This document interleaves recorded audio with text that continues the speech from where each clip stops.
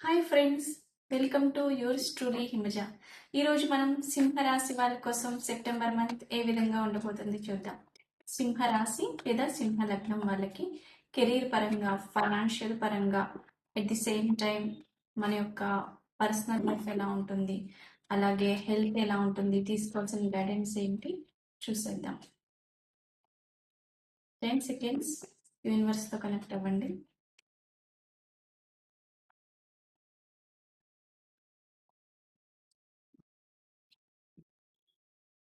First career పరంగా ఎలా ఉంటుంది.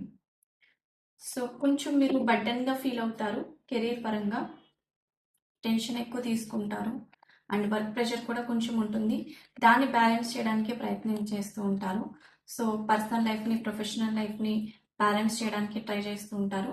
బట్ ఎక్కువ బర్డెన్ కూడా మీరు తీసుకోకూడదు. కొంచెం మధ్య మధ్యలో ఒక చిన్న న్యాప్ తీసుకుంటూ ఉండండి. మీ పర్సనల్ హెల్త్ కూడా, దానిపైన కూడా అటెన్షన్ పెడుతూ ఉండండి. ఇది మీకు కెరీర్ పరంగా గైడెన్స్. ఇప్పుడు పర్సనల్ లైఫ్ ఎలా ఉందో చూద్దాం.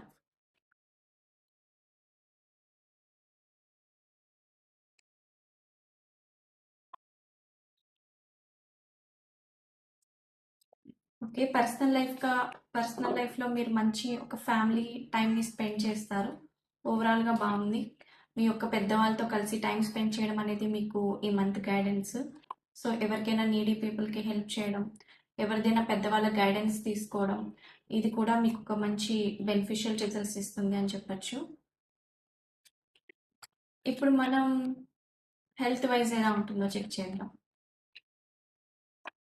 సింహరాశి లేదా సింహ లగ్నం వాళ్ళకి సెప్టెంబర్ మంత్ హెల్త్ ఎలా ఉండబోతోంది. హెల్త్ చాలా బాగుంటుంది. ఫిజికల్ యాక్టివిటీ కూడా మీరు ఏదైనా జిమ్లో జాయిన్ అవ్వడం కానీ ఇలా ఏదైనా స్టార్ట్ చేస్తే మంచిది. ఓన్ ఎక్సర్సైజెస్ చేసినా పర్వాలేదు, లేదా వర్కౌట్స్ చేసినా పర్వాలేదు. యోగా అలాంటివి చేస్తే మీకు చాలా మంచిది. అండ్ కొంచెం ఏదైనా ఉంటే దాంట్లో స్టక్ అయిపోకండి. అంటే ఏంటి, నా హెల్త్ ఇలా ఉంది అని చెప్పి అప్సెట్ అవ్వద్దు. ఓవరాల్గా బాగానే ఉంది. సో స్టేబుల్గా ఉండడానికి ట్రై చేయండి. ఎమోషనల్ హెల్త్ని, ఫిజికల్ హెల్త్ని రెండింటిని బ్యాలెన్స్ చేసుకుంటూ ఉండండి. సో ఇప్పుడు ఓవరాల్ గైడెన్స్ చూద్దాం. ఏం చేయాలి ఈ మంత్ అంతా, ఏం చేయకూడదు. సో ఏదైనా ఉంటే లెట్ గో చేయాలి. అంటే గో విత్ ద ఫ్లో. చిన్నపిల్లలు ఎలా ఉంటారు, సో పిల్లలు ఎలా ఉంటే అలా అన్నట్టు. సో లెట్ గో చేసేస్తారు. గో విత్ ద ఫ్లో అనమాట.